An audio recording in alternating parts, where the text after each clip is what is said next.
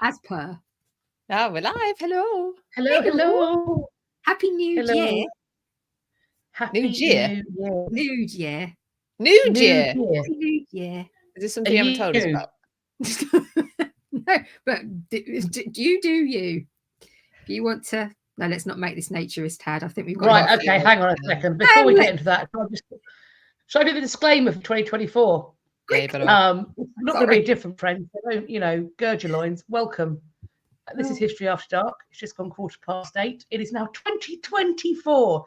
We call this History After Dark because we wanted a space where we could talk about history, share the knowledge that we have, but at the same time, be free to use four-letter expletives, innuendo, and general filth, which we don't do on any of our other platforms. So with that being said, if you happen to be in an open plan office with a judgmental boss, put a headphone in. If you're in a car, at a kitchen table, or indeed in any space with a small child who is a problem, we call this child Timmy, as you can see from the mug. Timmy is a problem. Timmy is the sort of child that is one vulgar thing one time, locks away in his mind palace, takes him to school with him, and then goes and speaks to his teacher, who in my head is Miss Honey from Matilda, shares that thing. And because Miss Honey does not watch History After Dark, she does know the first cardinal rule, namely, if you don't know what it means, it's not for you. So don't Google it. So Miss Honey Googles it, you get called up to school, and then you have to explain why she's crying in the corner, needs 12 weeks of therapy that you're going to have to pay for, and why Timmy knows a depraved thing knows. No one for that. Put a headphone in. Alternatively, you can watch some playback. I say that. It's always worth watching us live on the YouTubes because we are frankly due us saying something. We're overdue. We are... The pregnancy is 40 weeks. We are at 135 weeks. We are due and it's going to be a big one. It's going to be a blowout. It's going to be a scorchio because we will at some point say something that is so unspeakably depraved, so borderline illegal that we have to yeet this footage into the sun because none of us would do well in prison. We're simply too pretty. With that being said, I've already told you about one rule. That is, if you don't know what it means, don't Google it. The other rule is, we hope you're all adults here. Please, we beg and pray. With that being said, if you do want to use this as a drinking game, we don't approve that message, but you're grown up, so you can make your own choice. We are not responsible for your renal function. None of this will ever be legal advice either. And finally, with all of this disclaimer beautifully crafted and memorized by yours truly, if at any point somebody comes into these comment section or into any of our other comment sections, which happened to me this week, by the way, and says, oh, I don't like the fact that you swear. I know what you're doing. And as happened this week, that person was immediately blocked because it's fine if you have a shaming kink. If you want to get online and have somebody tell you that you are a rat bastard and that you're not fit to lick shit off their shoe, that is all on you, sweet pea, but you usually pay for the privilege. You don't get to come here and have it for free without our consent. There we go. Welcome to History After Dark. Welcome to 2024. I'm in my kitchen. That's a green screen. Let's go. Woo! She's really down in her sex dungeon. That's where she is. Look, you can't prove that. No. I've been in there. It's very frightening. Right. Anyway, today we're starting another A to Z of mostly fairly convincing uses of the alphabet, with the occasional bit of artistic license thrown in from time to time. So how we're going to do this year is it's a similar format to last year, really. Each of us will take an element of that person's life. So generally starty bits, middly bits, endy bits, a little bit different this week, but we'll talk about an area of that person's life. And in between, we'll also have word of the week and past problems postbag. But as we're talking about heroes, we just wanted to each week, because when you're talking about the gits, generally it's fairly obvious why they're gits. And a lot of the times we go, today we're talking about this person, everyone will go, yeah, massive git. And there was no real grey areas for a lot of these people. So when we talk about these people, they might not turn out to be as hero-y as everybody thinks. But we thought we would just say at the beginning of each session why we feel that the person we picked each time is a little bit of a hero, either generally or to us. I think most people watching here are going to know who Anne of Cleves is, because that's who we're talking about this week. If you don't, I'm a little bit of bewildered as how you even got to History After Dark if you haven't heard of Anne of Cleves. But if you have and you haven't come across her, she's absolutely lovely, and please enjoy. So I think and obviously the others can come in and add to this if they want to. I think we've just picked Anne because her name began with an A. Yeah, well, which helped. But just I think the way that she conducted herself in what must have been quite a lonely set of circumstances, and the fact that, you know, she is, some people say that she was the cleverest of Henry VIII's wives, but certainly in a lot of capacities the most successful, in that she still ended up with a very prestigious place at court. She was second, you know, as the king's sister, second only to the princesses and to the queen herself. And she got a lot of land, she got a lot of property, and she, what I think a lot of people would have classed as a good life, but I do think she must have been quite lonely. And I just think she must have had a very good strength of character. And you don't ever hear people say anything bad about Anne Cleves, no, do I you? think she's hailed as a hero because she's always hailed as the very clever one. She's very good at divorce. Yeah. Yes. So that seems to be. And of course, anyone who got the better of Henry is a hero in many people's eyes. I think that's why she gets that tag. Yes. Maybe. Yeah. And for me, that's something that I want to interrogate, because I think regardless of where we end up falling down on that part of the story, she can still be a hero. The notion that she had this kind of, that she was playing 4D chess while Henry's playing checkers, and I love that, and it feels iconic, and she's like a queen, and it's fabulous.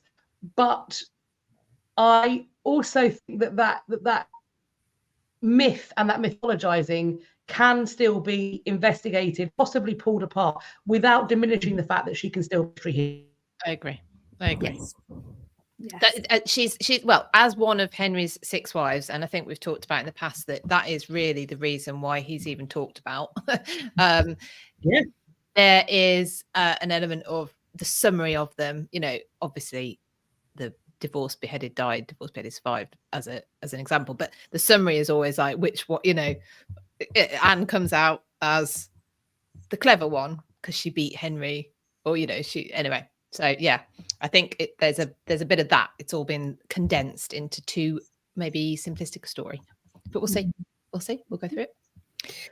Okay, so I am kicking off this week, and I'm going to talk about why the match of Anne and Henry came about, because as most of you know, it's probably Henry's shortage marriage. He'd probably not class it as a marriage because he had it annulled, although why you need an annulment if something wasn't a marriage in the first place. But anyway, and like doing that. Just throwing in those little curvebally things. He did. He liked to go, no, yes, but no, but yes, but no. No. In fact, that's the third then. This would be his third annulment, wouldn't it? Oh, yes. He made it easier with Anne Boleyn by cutting her head off just to make sure she was definitely out of the way. Final. What a guy. So why was this match proposed? So obviously we've had Jane Seymour, Henry VIII's third wife, and she finally provides him with the son and heir. Pretty much everybody is extremely relieved at this point, and the baby is healthy, little Edward, and it looks very promising. But as I'm sure you all know, just a few days later, very sadly, Jane Seymour passes away. So Henry is without a queen, not even any, some still hanging around in the background as a maybe. Henry is without a queen, even though he has his heir. Now, one heir is great, but it's not enough. He has the 2 daughters, but he has bastardized them, and people still aren't really up for queens, for queens not to be queen's regnant rather than queen's regent. So we need potentially another heir. So Thomas Cromwell at this point is on it. He's like, right, we're going to line the next one up. Quick, no time to waste. And Henry's like, I'm not down with this right now. So Cromwell wants to get on this very quick, but there is in fact a good couple of years or so before we start to see the movement in this direction for this marriage. So essentially there are 2 reasons why Anne was the match. Well, 3, in the sense that not everybody was up for it. So she was one of the few people that kind of were like, come on, you have a go. Because other Fish in the like, barrel were not quite so plentiful by this point. Yeah, I'm not up for that. So no, it's fine. I'll be single forever, thanks. So the first really of the 2 proper reasons was religion. So obviously Henry's been taking us through the Reformation. we've all discussed many times on occasions how, as far as we were concerned, Henry was born a Catholic and he died a Catholic. So you can talk about the Reformed religion, and Henry saying, oh yes, that's me, and I'm head of the Church of England, and blah blah blah. But at the end of the day, for Henry, he's still very firmly in this Catholic mindset, albeit quite privately at times. Cromwell, of course, is well up for this. He's well into the Reformation and he wants it to continue. So one of the things he needs is ideally a Protestant bride. So Anne appears to fit this. I will just say, for a lot of what I've done here, I've looked into and used quite a lot of the work of Heather Darcy, and Heather Darcy has written a book on Anne called Anna, Duchess of Cleves, which, this is not being sponsored. I haven't asked Heather. Heather doesn't know I'm saying this, but I think it's really considered the book, the biography of Anne of Cleves, and I really, really recommend it. And she's written on Anne's siblings as well, and quite a lot of written book about them as well. So as far as Cromwell was concerned, we see Anne as a Protestant. Can I interject though, because she wasn't ever a Protestant, was she? She's like Henry in the. So is that sorry? Sorry, I just didn't want to think people think she was Protestant. No, so there's a reason why Cromwell was leaning into that, but he probably missed the subtlety, because Anne would have been brought up quite a lot by her mother, who would have taught her how to run the house and needlework and music and things, the sort of the things that you would expect. But her mother was a very staunch Catholic, and her father was also friends with Erasmus. So although it reached a point where her father said, well, okay, people can practice Lutheranism, but I don't want to hear about it. You have to be very, very covert about it. So there's a chance that Anne may have had a little bit of reformist leaning, but a small amount. However, her brother Wilhelm, who we'll see come up a lot of here, was a Lutheran. Okay, and I can't remember this chap's name now. Anne's brother-in-law, Johann Frederick, was the Elector of Saxony, and he was the head of the Protestant League. I think he was married to her older sister Sibylla, if I remember correctly, and that created a really good sort of power base. So you could take on. Cleves was part of the Holy Roman Empire, but the Cleves family had a bit of beef with Charles V, the Holy Roman Emperor. There was lots of arguments over lands and duchies and things like that. So this Protestant League provided quite a good power source. And so from Cromwell's perspective, there's Wilhelm. He's kind of in charge now that his father's died. And we can use Anne to get into this Protestant League. And that gives us all this support. We have this union will basically give us a good place. We've got allies, we can fight against Catholicism and things like this. Anyway, part of the time into this, in 1539, Henry VIII publishes his 6 articles. And this is very sort of Catholic-y. And everyone's like, oh dear, that's awkward. And Johann Frederick is not impressed. So he stops anyone new for a couple of years, I think, being able to enter into the Protestant League. So Henry can't get in. And I think this is possibly part of one of the errors that Cromwell made. He misread part of that situation, and because it didn't create sort of good feeling in that capacity. So the religious part of it was one aspect, really, but that overlaps with the political side of things, obviously, at the end of the day, because these matches, when it comes down to it, are generally about politics and creating alliances and things like that. Although this is the one time that Henry does this. You have Catherine of Aragon at the start, but we still have this possible romantic notion. And also she's been there a while, hasn't she? She's kind of, nobody knows what to do with her, poor girl. So this is the first time Henry hasn't been swept away by his heart full of love and admiration and somebody he knows. So for him to even agree to a political match, even though technically that's what he should have been doing all those years, is quite special for him. So Anne was actually considered quite a catch. We were often taught that she was just kind of there and she wasn't really much to write home about. But at the age of 11, she was betrothed to the Duke of Lorraine's son, Francis. And it's this betrothal that comes back later on and is used in the annulment, because they were saying, no, she was still betrothed to him. And that's why her marriage to Henry wasn't okay, even though they were using the non-consummation thing as well. So this again is all this political side of things. And Cromwell's no, that you can get out of that because her father had to pay a dowry, but both her and her sister were marrying up instead of down. By the time the father had paid the sister's dowry, he had no money left to pay Anna's dowry for the Lorraine marriage. So that was actually broken off.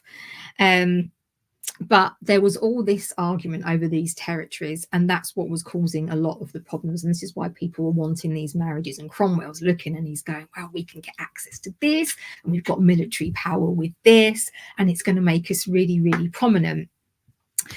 So the plan was that if Anne had that marriage, if Anne had that marriage, her children would inherit all these land, you see, and this was the sort of the longer term picture. It's interesting that although this betrothal was broken, a big song and dance is made out of it. And there often isn't a big song and dance made about broken betrothals. And I think this fits in. I don't know if either of you guys are going to talk about this, so I'll just literally mention it now, about how what we see is this disastrous relationship between Anne and Henry. There's not actually a lot of evidence of sort of interpersonal problems. It probably comes down to the fact that what we get about the bad meeting at Rochester and the Flanders mayor speech and all these types of things, I know Philippa, you're going to talk about that, is this is just the English version that we have being put together in terms of creating the situation for the annulment, and people writing accounts that make it look like what Henry had said to make Anne look bad. But actually, if you examine the evidence, and Heather talks about this quite a lot, there doesn't seem to have been discord between Anne and Henry, particularly in that capacity.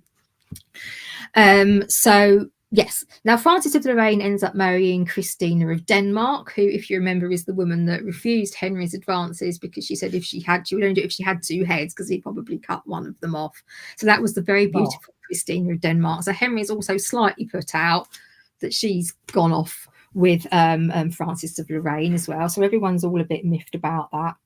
Anyway, in January 1539, there's a representative from England goes to the Cleves court, and he wants to see what Anne and her sister Amelia, because they're both up for the joyful position of Henry's new wife. Doesn't get much better than that, does it? So he's gone across to have a look. Now, up until this point, so their father is dead. It's their brother Wilhelm who's pulling the strings at this point.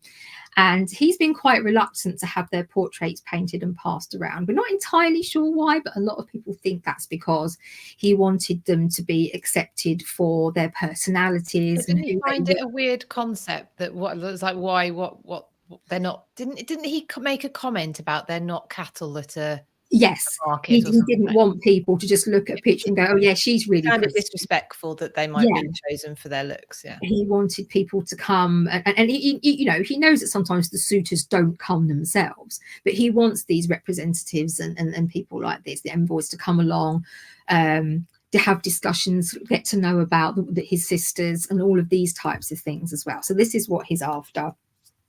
And yeah, Wilhelm was very reluctant to do this, but long and short of it is, in the end, that he does agree, and one of their portrait painters comes, and in the end, of course, we have the Holbein portraits, and that's all done under a new ambassador called Wootton. And he was really trying to move the marriage negotiations along, because it was a little bit snail's pacey, to be honest. It had been a while. So why would a Cleves match be good, either politically, either for whichever sister Henry had gone with, Anne or Amelia? So her children would become, obviously her heirs male would become heirs to the throne of England, heir and a spare, and a bit more, and whatever you get. But they would have no claims to some of the territories in other parts of the Holy Roman Empire.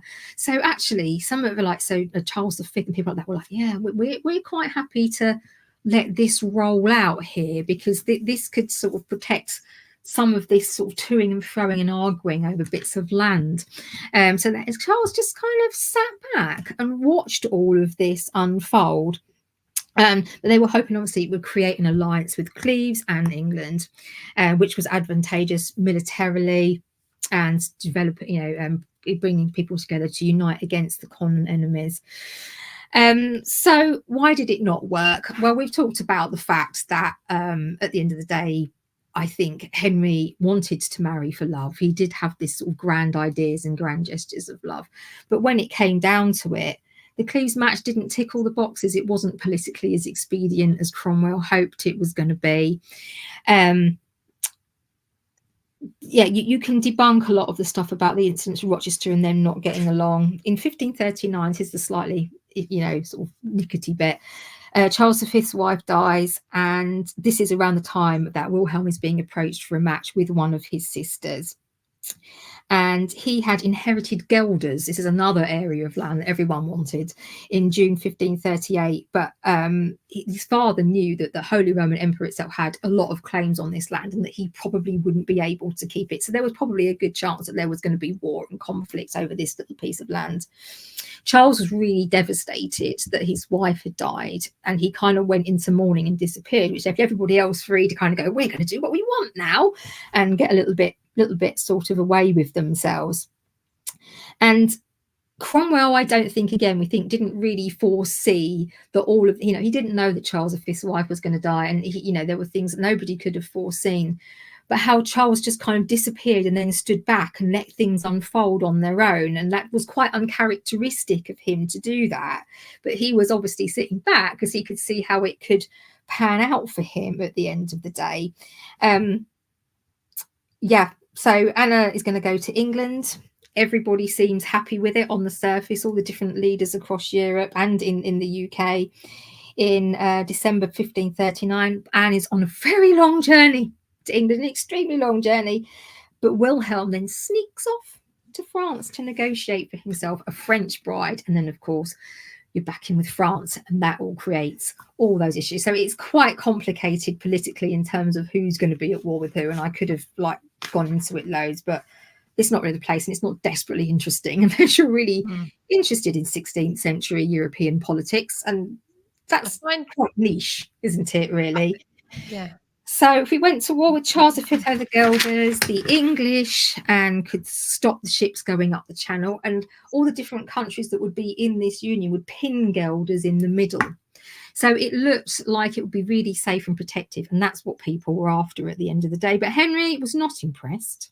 And when Anna arrived in January of 1540, members of her party could already see that politically this was getting very unsafe already, and they left. So Wilhelm was being very sneaky around behind Henry's back. Henry realised he was very cross. Cromwell didn't immediately realise he was in trouble, but essentially the political and the religious reasons that underpinned this match that seemed so perfect to Cromwell crumbled before Anna really got onto the shore. So that's why she should have been a good match, but that's also kind of why in the end it didn't work out. Poor It's Anna. amazing to because of this. I've spoke to Heather at length about this and read her book and everything, and it's really convincing what she talks about. The political being much more of a reason why Henry's not up for the marriage, and then if he actually understands that situation is already kicking off, he won't want to consummate the marriage because he needs a way of getting out of it. But it seems so incredible at the same time that master administrator, politician, negotiator Cromwell seems to have misread the situation. Yeah, absolutely. So entirely, wrong. It's so I'm it makes way more sense than he walked into a room, didn't like the look of her, and decided he didn't want to be married to her. But at the same time, what happened with Cromwell? I know. Yeah. He'd been so on the mark, hadn't he?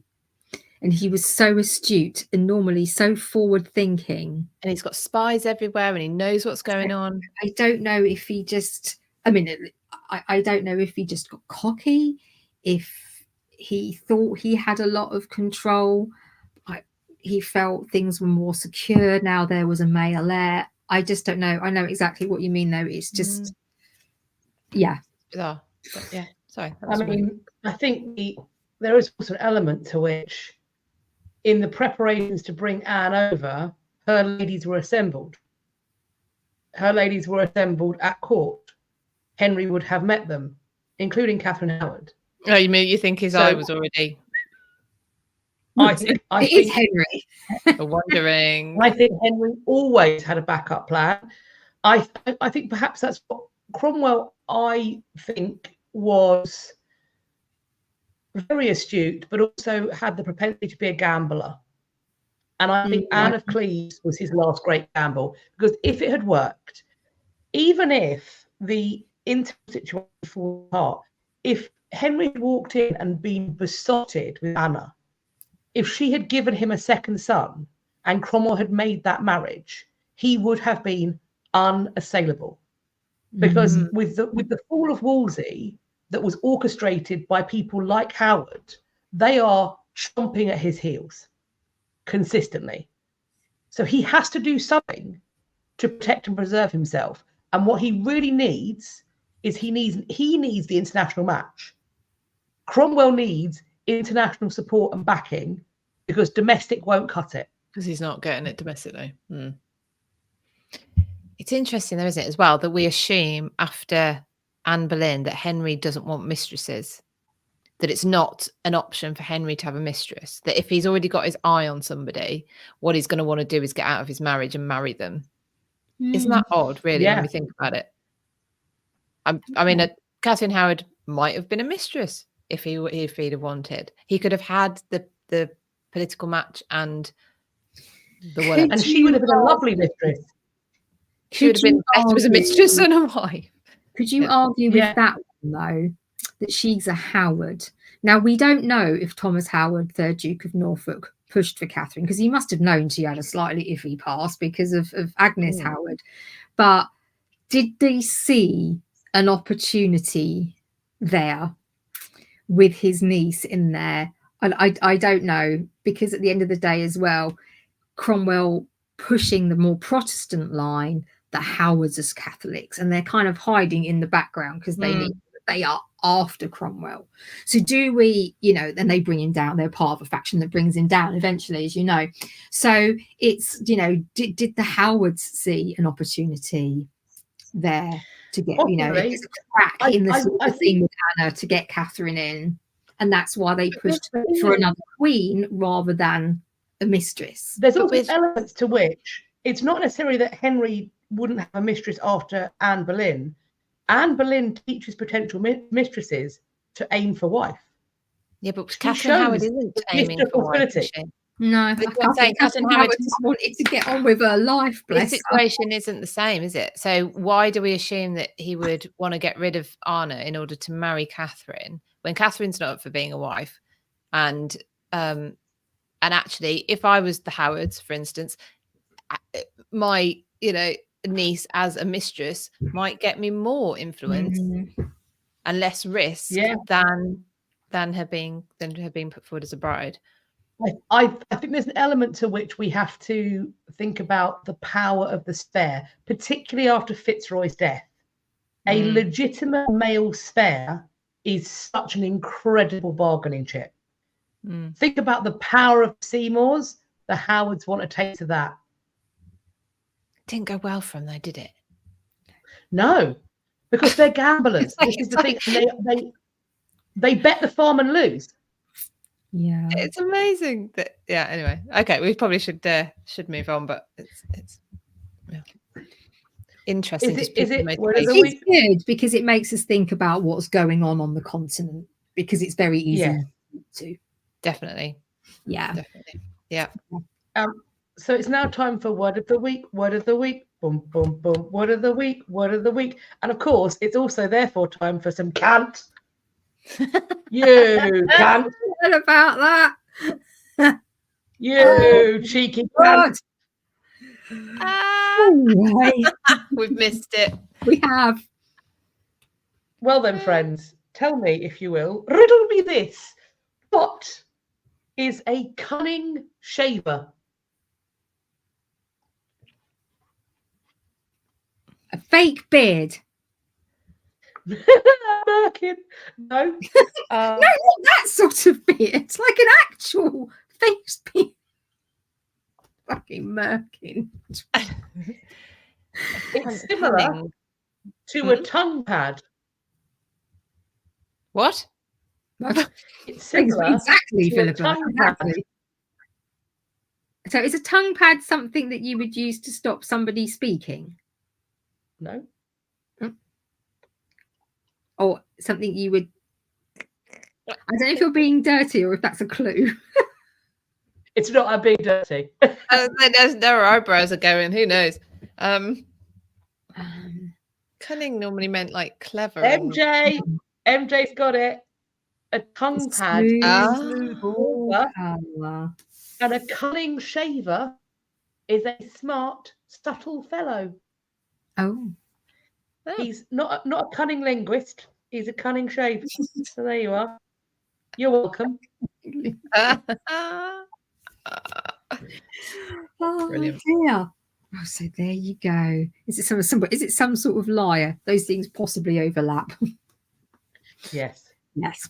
The cunning bit, yeah. I'd have thought a bit too smooth. Yes.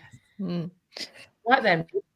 So back to Anna. So let's talk then, because we started to get onto their meeting, and so it's inevitable that to talk about Anna of Cleves, we need to talk about her appearance. So what I thought I'd do is bring up the portraits that we think are her, and one which might surprise you that is postulated to be her.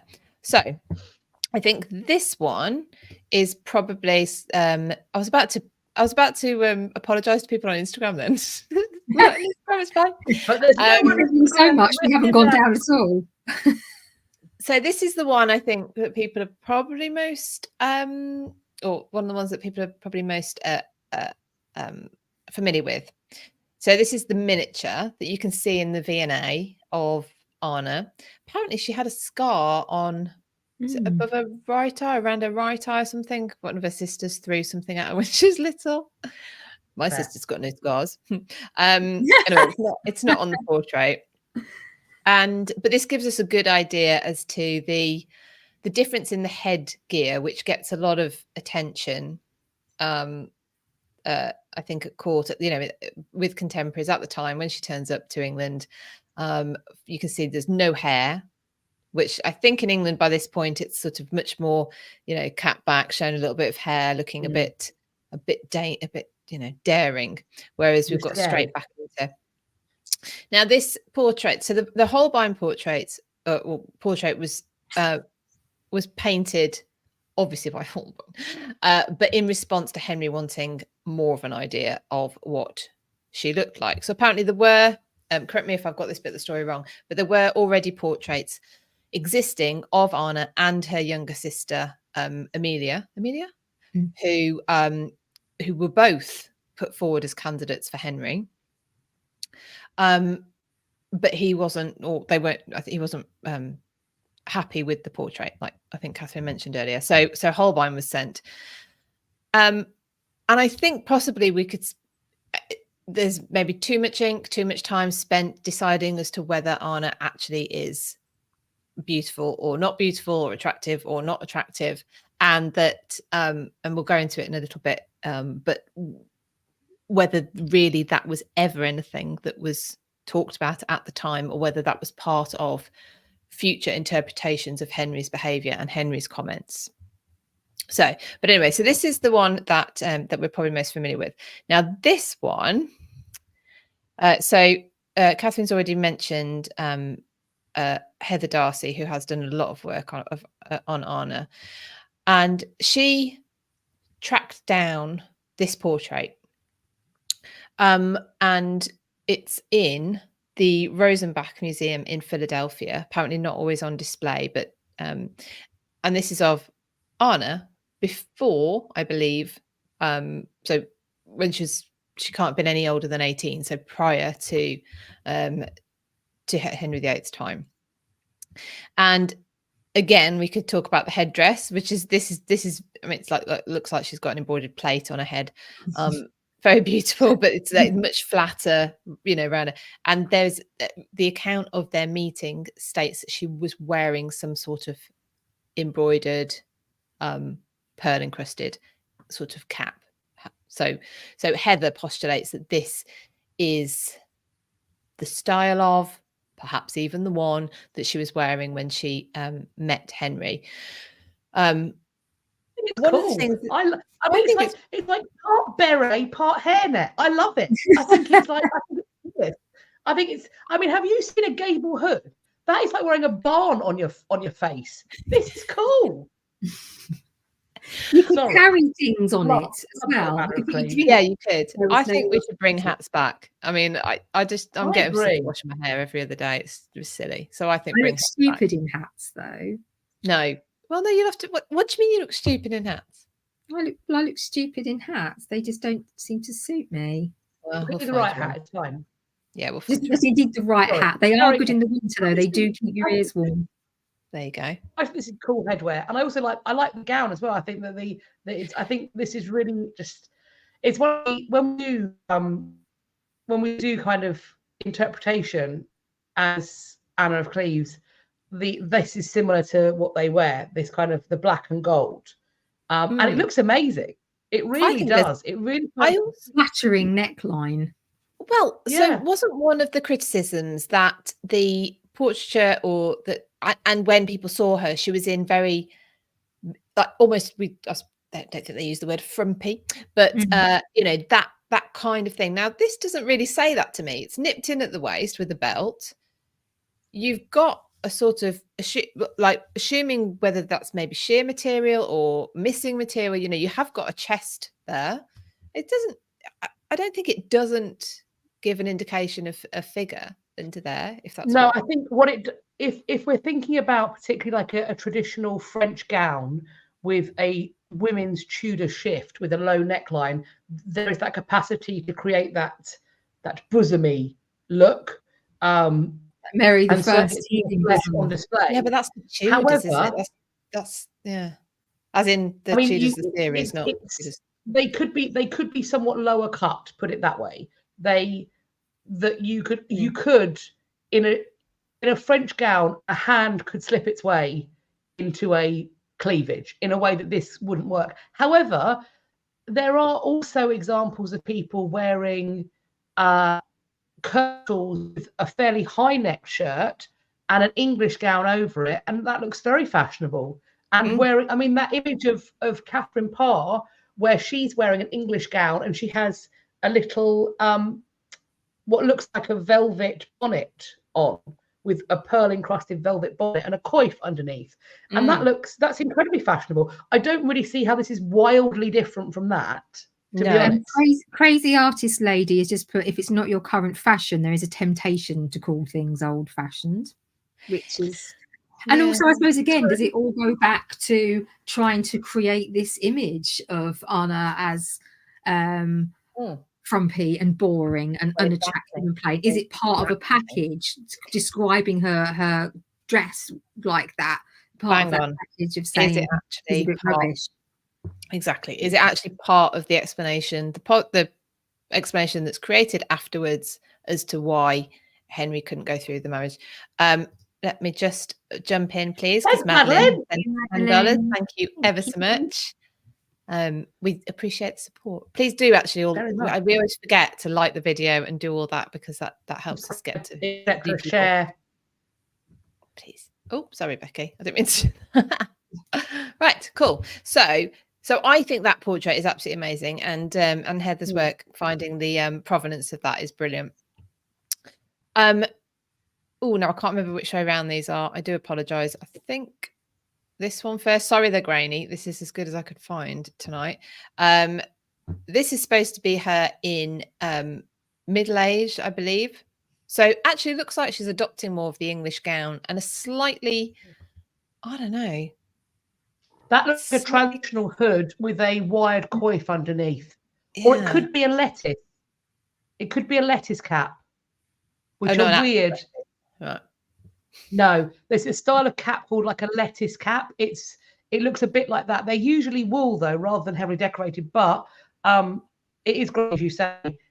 They are odd, but quite lightweight. But again, she's keeping her look. Sorry, it's a bit grainy.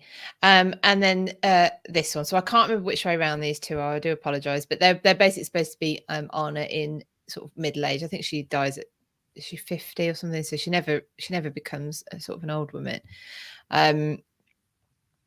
But again, this one though goes back to this is pretty much, I mean, actually, let's have a look. That almost looks like the same dress. Mm-hmm. So yeah, maybe this is a portrait after this portrait. It's painted from this portrait as opposed to her in life, I would suggest. Yeah. That's incredibly similar. So shall we get on though to the one that Heather and Franny Moyles postulate that is actually Anna? That might surprise you. They say that this is a portrait of her. Oh, yeah. Now, of course, you're probably more familiar with it as a portrait of Catherine Howard, or it's, but then, as Heather says, as Catherine Howard's biographer Gareth Russell says, you know, the idea that Henry's allowed portraits to remain of Catherine when he doesn't allow anything to remain of Anne is unlikely. So, but anyway, I thought that was interesting to bring that up of her. And that necklace she's wearing. One of the reasons for it being an idea it's a queen is that necklace is something that you see worn by Jane Seymour in a portrait that is attributed clearly to Jane Seymour. So whoever this is wearing the Queen's jewels, and that is what you can see there when you see. I've mentioned this before. When you see black, those sort of black gems on a gown, those are diamonds. So you've got a diamond encrusted upper part of that gown, and then the hood is clearly encrusted with diamonds and pearls. And it looks very much to me like that's supposed to be cloth of gold. And perhaps on the arms, you've got cloth of silver. Yes, that sort of more bluey looking material. Yeah. And then you've got a shift with black work on the sleeves. So that's hand embroidered black work. I can't tell what the fur is. Maybe sable. But yeah, there's money in this dress. There was definitely money in this dress, which I suppose is why it's put forward that it could have been Catherine Howard. But yeah, but the resemblance to Anne, I don't know. Let's switch around. It's difficult because obviously one's from the front and one's from the side, so you lose a little bit of shape of the chin, don't you? But those the eyes that she has, those kind of quite almost sleepy eyes. I can see it. And the nose as well. Yeah. So that's put forward. So then let's talk about her personality then a little. So when she comes to England, it's difficult because I think a lot of the records as to her childhood don't really exist, or they don't say much about her as a person. Of course, we don't know what was lost in Germany during the Second World War, so there might have been that there was lots of records or whatever, but anyway, don't know much. She comes to England not speaking English, which you'd have thought might have been a good education for her, but she does learn to play cards because Henry likes cards, so you know. But she seems to be incredibly intelligent, or I like to think practical as well. You know, it's well, I need to speak English, so I'm going to learn to speak English. And but yeah, she loves to gamble. I think she sounds quite fun. She must be quite hardy. I mean, even just the journey that she's done from Germany to England, knowing that she's left forever, must be just incredible. She's seen her sister go off. She knows her sister's never come back. So she knows that she's not going to be coming back. She's going to a country she doesn't speak the language.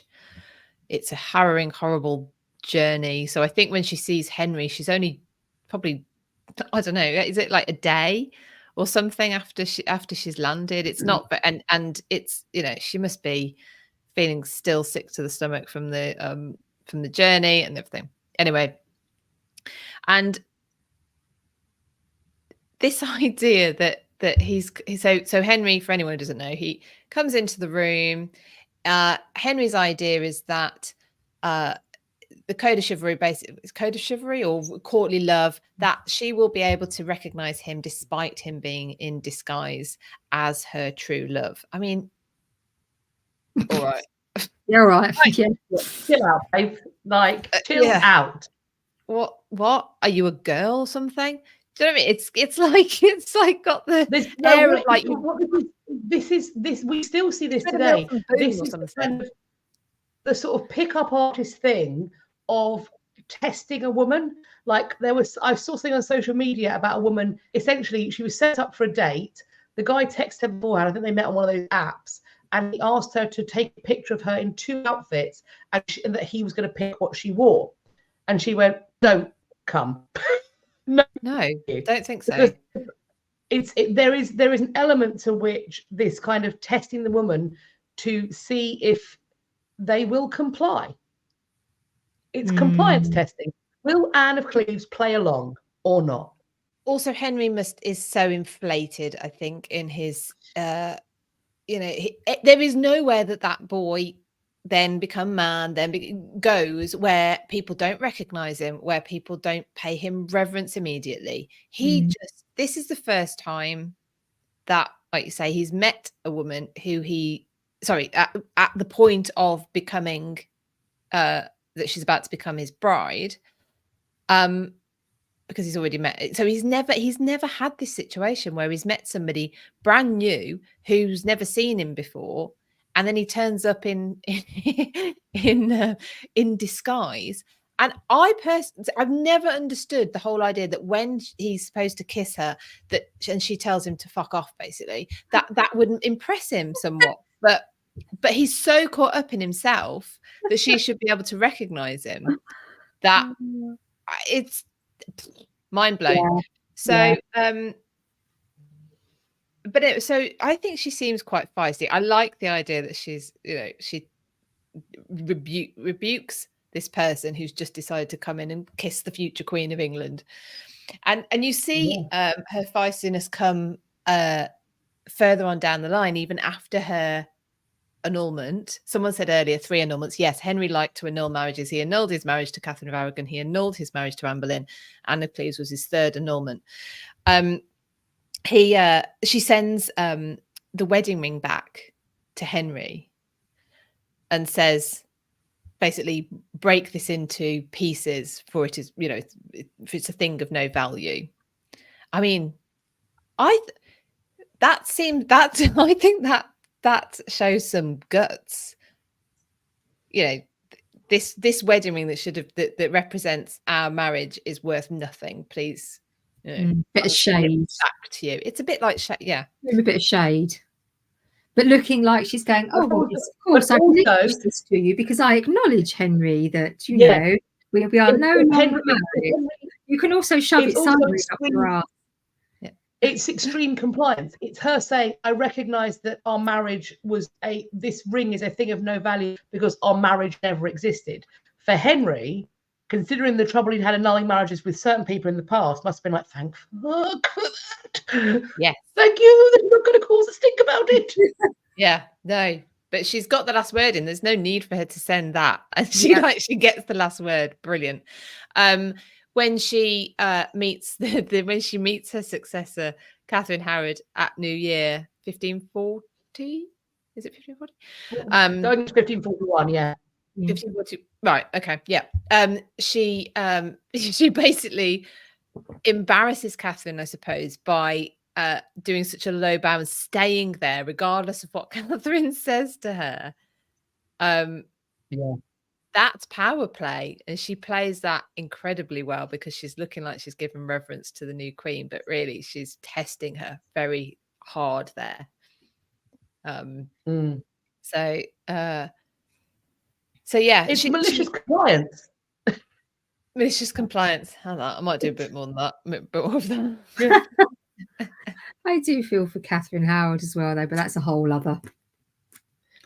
Yes, I don't think. Girl. Yeah. But so I think we see that coming through in her behaviour. She clearly is somebody that people can get along with. Like Catherine said, you don't hear anyone dislike her. She clearly gets on with Mary. Could be a bit of Catholic sympathies there, but she gets on with Princess Mary. But she equally gets on with Princess Elizabeth. Edward, not so much. But then he was a narcissistic little shit. So I'm not sure what you could have done to get on with him. And Mary, she dies in the reign of Mary, and Mary has her buried at her own expense in Westminster Abbey at the high altar. To the right of the high, like she has a prominent place there in Westminster Abbey. She was clearly somebody who wasn't just sort of liked, but she had an important part in people's lives. She wasn't just off somewhere and not part of things. It doesn't sound like she could have been. I know there's a lot more to find out about Anna that just isn't known at the moment. For instance, the detail that came out about her at Hever Castle with Simon Thurley's work the other year shows that she clearly lived there and did work there. So it's very, very tempting to think that Elizabeth visited her there. She visited her at other houses. So you never know. But yeah, so clearly intelligent, clearly likable. Henry obviously ends up having a great relationship with her to the point where, you know, she thinks and her brother thinks maybe after Catherine Howard's downfall that he will remarry her. She doesn't seem put off by that, by the way. So maybe brave, maybe feisty. I don't know. If she's not put off by that, does that make you think that they did have a good relationship? It does. It makes me think they had a good relationship, and that. Yeah, I mean, and if also he didn't have good relationships with his children, because he wouldn't have, you know, they wouldn't have probably fostered them in the same way. Yeah, I mean, his children aren't going to form a relationship and bonds and public bonds with somebody who their father dislikes. They have to keep on his good side. I mean, I think there's also an element to which, in the downfall of Catherine Howard, Anne might have felt vindicated, and that actually she was an aberration and a mistake that Henry made, and he'd learned from that mistake. And so now it was time for her to take up her rightful place. I think we always have to remember the role that divine providence plays in the lives of people. And I can see how Anne of Cleves, it's not about even whether or not she thinks it's a good idea or not. I can see how in her mind, being suggested as a future wife of Henry VIII, all of the stuff that she went through to get there and marry him in the first place, that's divine providence in action. And I could see how she would see the interloping of Catherine Howard as some kind of breach in divine judgment, in the same way that Catherine Parr says, you know, when I was free, I was first minded to marry somebody else, but, you know, God stepped in and made my will his own. There's a lot, when your monarch is divinely ordained in your mind, he's there by divine right. He's also the supreme head of the Church of England. When all of those things collide, he thinks that his will is God's law. Would it not be feasible that the people around him might also suspect the same thing? And of their own, like you say, of their own position. You know, how come she's been brought all the way over from her homeland in the position that she is in, you know, in society that she's in, that she's going to come all the way to England and actually just have a non-marriage and then live her life out as a spinster? Is that really supposed to be her destiny? That's what God's predetermined for her, really? You know, I can imagine she's thinking, oh, right, okay, let's get back on track. Like you say, the Catherine thing is a bit of a spanner in the works. Mistake. And now it's and now it's back to sort of what it should be. So I'll just quickly mention about Henry then and his view, and then we'll move on, because I know it's taken a while. So from what I understand it, he does obviously talk about the fact he can't consummate the marriage. He talks about the fact that he doesn't think she's a virgin. He talks about the fact that he can't do the deed with her. At no point does he actually call her ugly, apparently. This seems to be an interpretation of what he said later on. And then you get the then sort of ongoing analysis ever since of, well, isn't she pretty in that portrait? Like as if that was the linchpin of the marriage itself. But I think, as we've discussed, there was plenty of other reasons, and she most certainly wasn't ugly. So there you go. She was lovely. We love Anna. Right, so there you go. Oh no, Is it time? it's time. I remembered to fetch it. Well done. I know. The Witches of Lancaster. I've got on green hue on the green screen. Look at that. Oh yeah, you. It's It my does not green halo of do with your demonic. veil. No. I'm Right. channeling. The widows have had a bit of time off. We're back. We're back. Dear widows, I come to you in a state of panic, and I fear there may not be enough time for you to help me. I shall not give my name, as I do not want to expose myself, especially in this weather. It has been many years of little or no comfort here during the Great War. We have been separated from those we love for too long. But whilst in the trenches one afternoon a few weeks ago, I found a wounded messenger pigeon. As I nursed it back to health, I realised that it may be the opportunity I was waiting for to send a message of eternal love to my beloved girlfriend. I set about testing the pigeon, who I named Fanny Flaps, as she had so much energy and reminded me of my grandmother of the same name. And before long, I was confident she would be able to find her way back to London. I attached a rather racy note to her leg, excited as to what response my girlfriend might send me. I launched Fanny into the night sky and realised, just as she flew far enough into the distance that I could no longer retrieve her, that I had sent her to my wife instead. Fanny will be with my wife in maybe 3 hours, depending on the prevailing winds. How can I stop my wife from reading the note?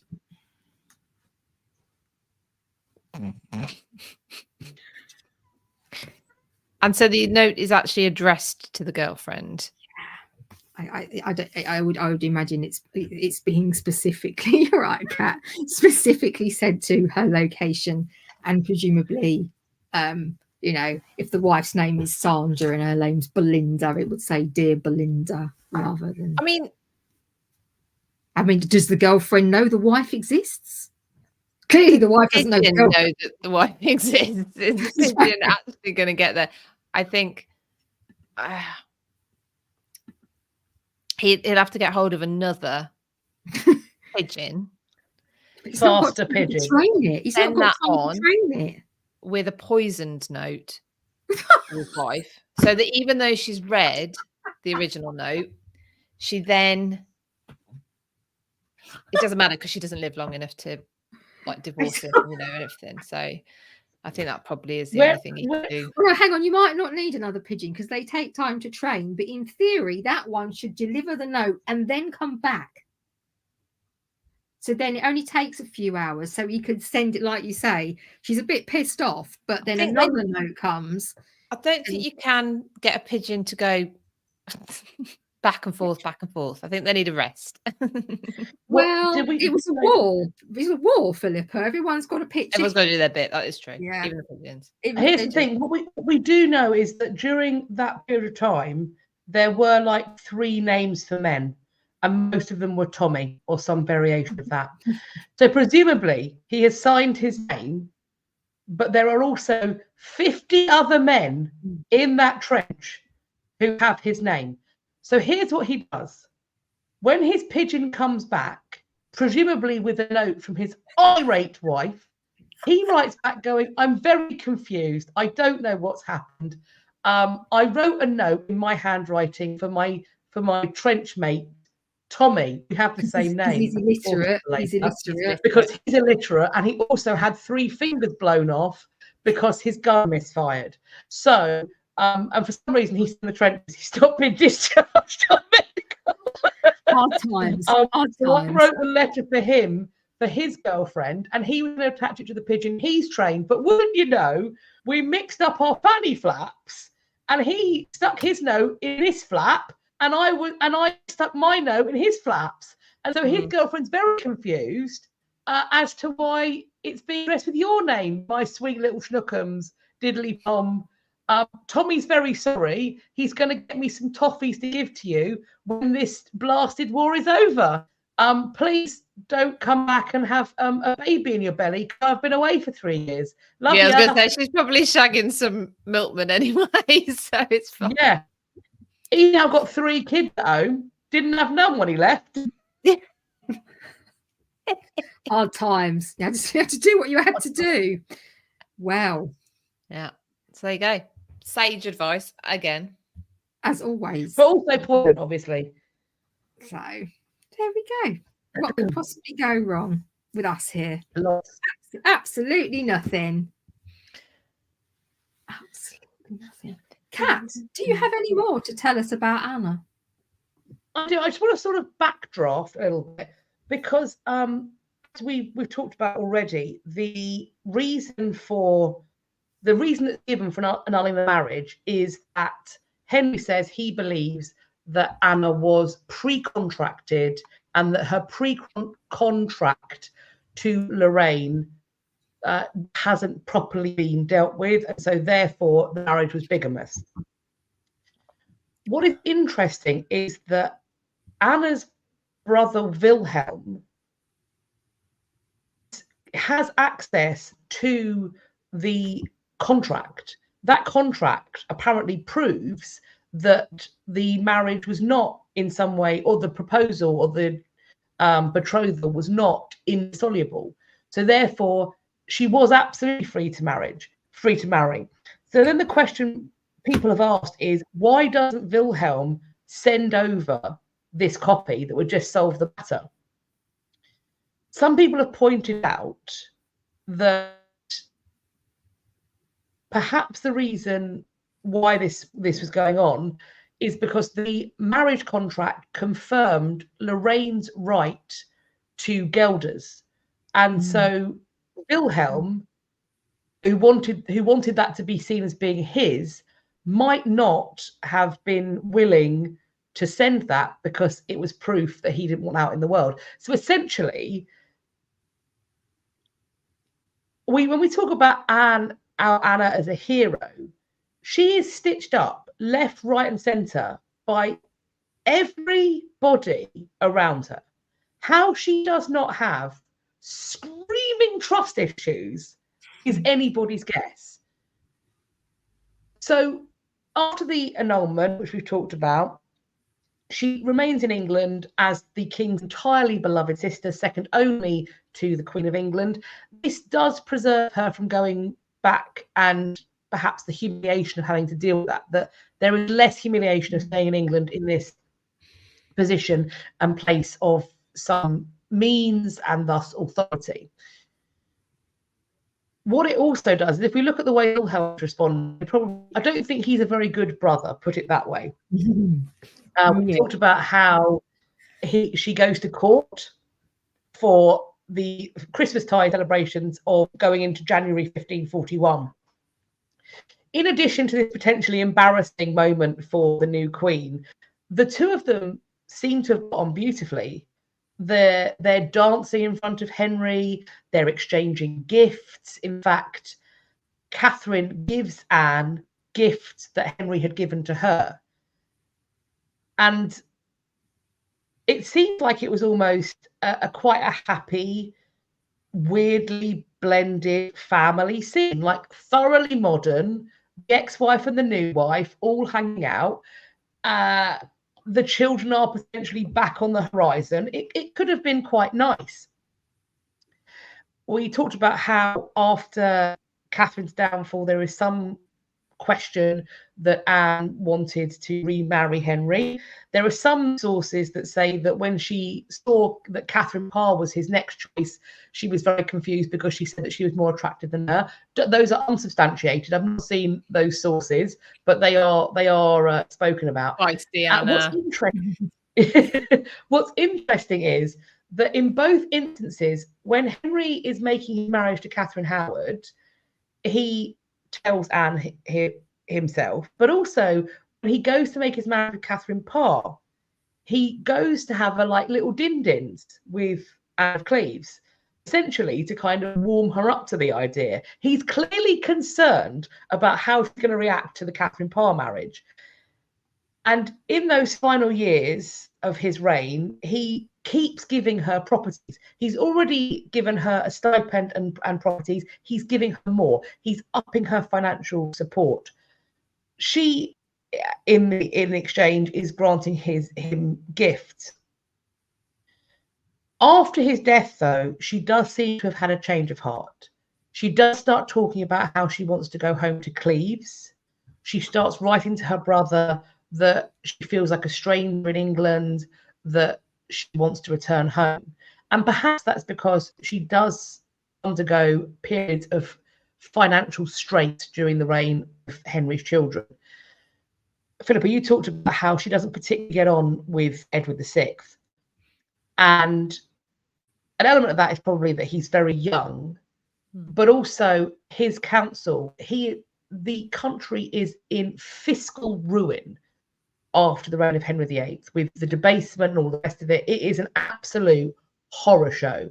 And what they have is this very expensive drain of money that to Edward and many of his councillors isn't serving a massive purpose. And so they start confiscating properties that had been given to her by Henry and exchanging them for other ones. She's like, hang on, okay, where is that? What's happening? So all of the things that have been settled for her, it does start messing up. She's asking her brother for help. He sends people to envoy to try and support her, to intercede on her behalf. However, it doesn't bring much relief. And she is continuing to seek aid from the Privy Council financially. She even seeks aid from Queen Mary. As you rightly said, she is invited to her coronation. She does attend, and she attends and is present alongside Elizabeth. So they are there together. This was, however, her last known public appearance. There is some kerfuffle in her household. There is a dispute between her cousin and people who are connected to her. There are these what are referred to as three Germans, a guy called Jasper Brockhaus, his wife, and also somebody else called Otto Weilich. And this conflict between these individuals and her cousin do seem to have affected her peace. These Germans are her servants. Her brother writes to her and says, look, they've annoyed your cousin, get rid of them, fire them. Catherine's like, you're not the boss of me. I am my own woman. Absolutely not. So then Wilhelm, shitbag that he is, can't leave it alone. He writes to Mary's council, Queen Mary's council, and persuades them to deport Anne's servants. That happens in September 1556. The following July, the 16th of July, 1557, Anne passes away at Chelsea Manor. She leaves her jewellery to her stepdaughters, which I think is a sign of her feeling for them, but also perhaps that maybe by that point she had nobody else to will them and bequeath them to. And then, as you rightly say, she is transported to Westminster Abbey, where she is buried. So that's what I have about those last years. I think she'd have been a really good Queen Consort, to be fair. I think she, all the things that were considered important, that she would have been pragmatic. She would have broken up where she went to, and she was being a good step parent role. I think she was probably we don't know how much enough for Henry.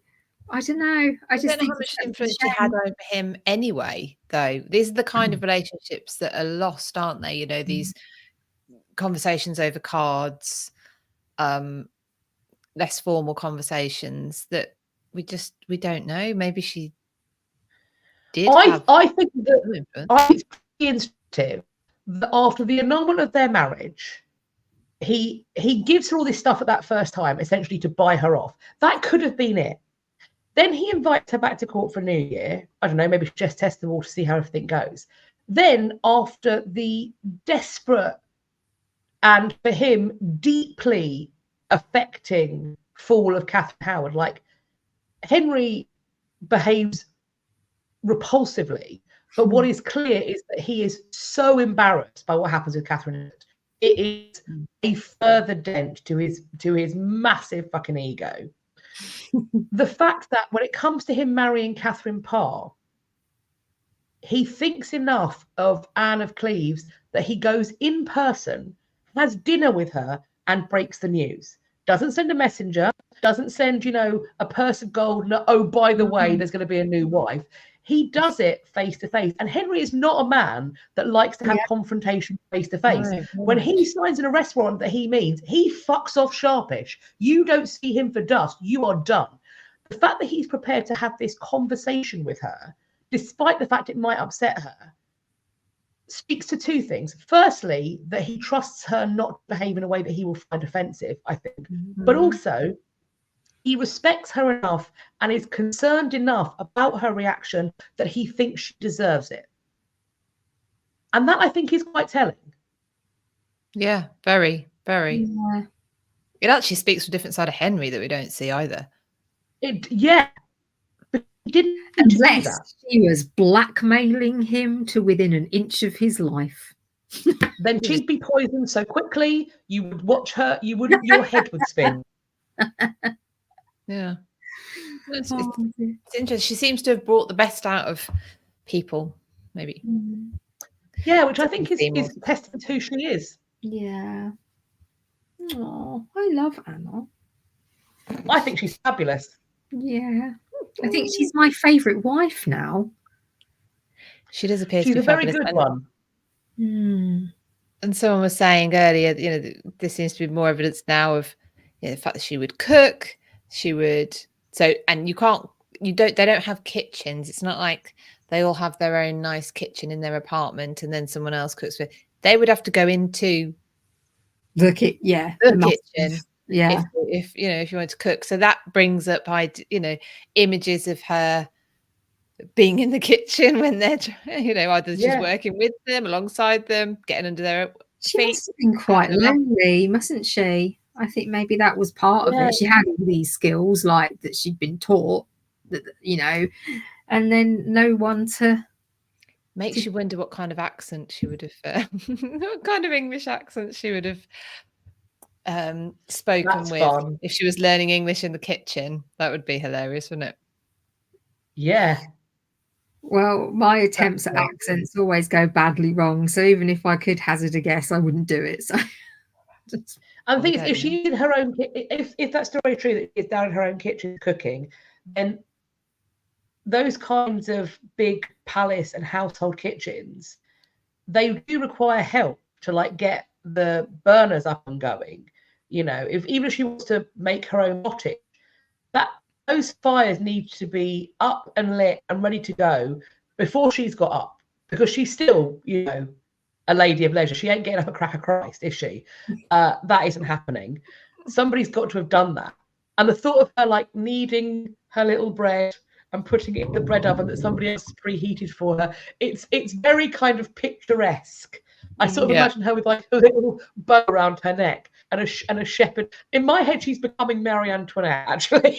In my head, he's slowly morphing into Marie Antoinette. She's got a little basket of perfectly cleaned eggs. That's what she is. I'm just writing about. So people are asking about for recommendations for books on Anna. Heather Darcy's book, obviously, and then Heather herself mentioned somebody called Fran Moyle. I didn't quite catch who she was saying, but so I don't know. I've not looked up her work, but her. I think. Don't absolutely quote me on this. I think Heather's blog. I think it's Maidens and Manuscripts. Yes, not just about Anna, but all sorts. And there's also Retha M. I think it's Vornicke or Vornick, is another biographer on Anne, who has written various articles and books, etc. There you go. Lovely, Anne. Philippa. Yes, hello. What's happening next week? Well, next week we're on to another feisty female, another hero, a hero of the, I don't know what age it comes under, the Roman era, actually. Boudica, we are talking about next week. Hero. Unless you're in Colchester. Well, yeah, I think I've already level of subjectivity geographically. Yeah, hero or burner of people in Colchester, burner of Colchester. But anyway, so we're going to be visiting the story of Boudica next week. Okay, thank you so much for coming down and watching us. I hope you missed us greatly, and now you're very excited that we're back, and you've all had a lovely Christmas and New Year. Philippa has been very busy making all these things that are scrolling across the bottom. Have you noticed? Yeah, thank you very much. So you can also follow us on Instagram as well as here. I know we don't put the lives here anymore. It's history.after.dark, but I will occasionally put some things up on Close Friends, as well as other bits and pieces of posts. If you would like to join us on Close Friends for that very exclusive, exciting content, you can go to buymeacoffee.com/had podcast. So you can buy Close Friends there, but you can also buy some little Winnie Bagos, which are all for torturing me and making my life even worse than it already is. That's a bit dramatic, isn't it? You're fine. You're fine. Winnie Bagos full of tea, sausage rolls and cucumbers. If you don't know the stories of cucumbers, that sounds very, very wrong. Because that sounds suspicious, but it's not. It is. It's not. You can support us there. buymeacoffee.com/had podcast. You can also follow us and sign up to our Substack. It's free, and one day there'll be loads of things on there. What is it? There it is. historyafterdark.substack.com. Ladies, what have I forgotten? Oh, past problems postbag. Oh yeah. If you have a past problem that needs to come to our postbag, as you can see, we give very sage, wise, practical, and totally legal advice. Yeah, it's not legal advice though. Please don't touch any of it with someone else's barge pole. There it is at the bottom. historyafterdark2021@gmail.com. historyafterdark2021@gmail.com. What have I forgotten? Yes. Or have I done it? Please do. We've said it before, but let's just remind, please make sure you like this video. Please subscribe to our channel. Hit the bell icon that sits beside the subscribe button. That way YouTube allegedly will tell you when we are next going live, which will be the same time next week, barring some atrocity. Additionally, make sure that you comment. That does boost it. Even if it's an emoji, it boosts it. That helps to boost us into the algorithm of the YouTube. There's quite a few cucumbers in there. Better than aubergines. Yes, no, not aubergines or eggplant, because YouTube blocks those. They don't like that. I found that out the hard way. Lol, no pun intended. Additionally, if you like our stuff and you've got some deviant friends, and frankly, if you're here, you probably do, share this with the deviants you have in your life. Get the people that you hang out with, the perverts that you know, and I know you know them because that's why you're our friends. Because even if they don't like history, this is the way to get them in. We are the perverts' gateway drug to history. We should put that on a t-shirt immediately.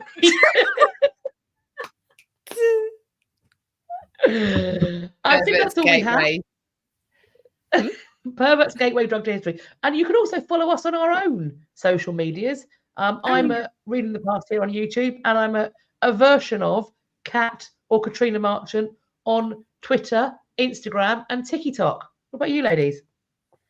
I'm British History on YouTube, and actually, you can look up my interview with Heather Darcy about Anna. I've just remembered, if you would like. And then I'm variations on British History or British History Tours on Instagram, Facebook, and TikTok and Twitter. I am on Instagram, Just Historical Collaborator, and on YouTube and TikTok.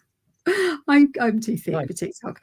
It's The Historical Collaborator. And actually, if you go onto my YouTube, I have an interview with Heather Darcy as well. And if you go to my YouTube, I've got a video on whether or not Anne of Cleves is ugly. Spoiler There alert, you I go. don't think We she have will. all your Anne So there you Cleves needs covered. We Before we have got go- her covered. Enjoy. Yes. We've got covered from all angles. So, Dirty. Liz D, you have indeed just become a close friend. So we'll see you over there. Yes. Welcome. Brace yourself. Because it's You're welcome. very appropriate. Congratulations, and I'm sorry. All of the above. To choose. Stolen sympathies, congratulations, Your Honour. Lovely. So, yes. Enjoy. So I'm going to count us out. Okay. See you all next week, friends. That's us. We're leaving in 3, 2, 1. Goodbye. Bye.